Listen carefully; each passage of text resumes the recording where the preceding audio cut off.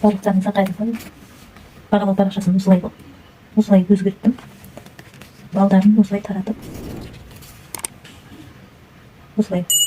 жазып, астына оқушының атын жазуға орын қалдырдым.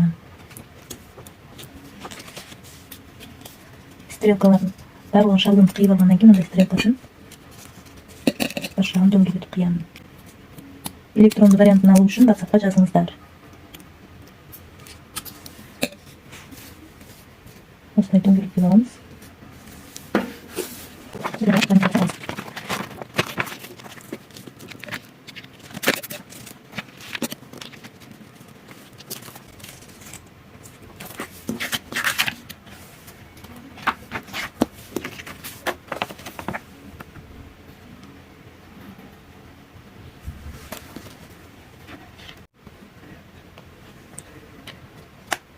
Осылай салдым. Ламинаттаймыз.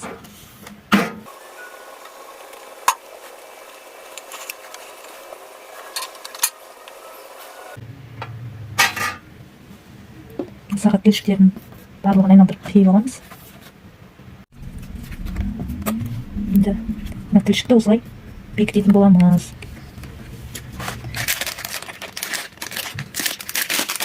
Бекіту үшін бізге мынандай бір атсы керек болады. Міне мына артынан осылай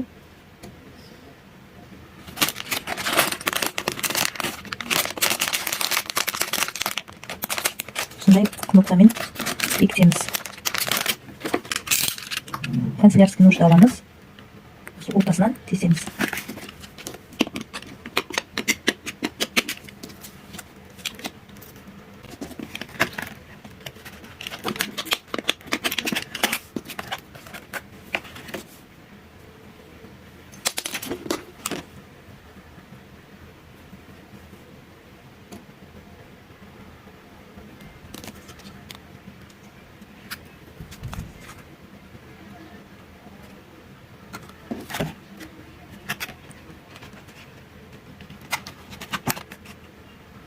Келесі тесіктен өткізіп,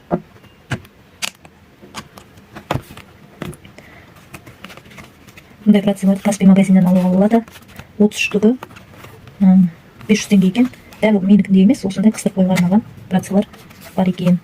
Енді оқушылар осылай жинаған балдарын осылай көрсетуіне болады. Және астына оқушы аты жөнін жазып қойса, жерлеріне аты жөнін жазып қоюына болады.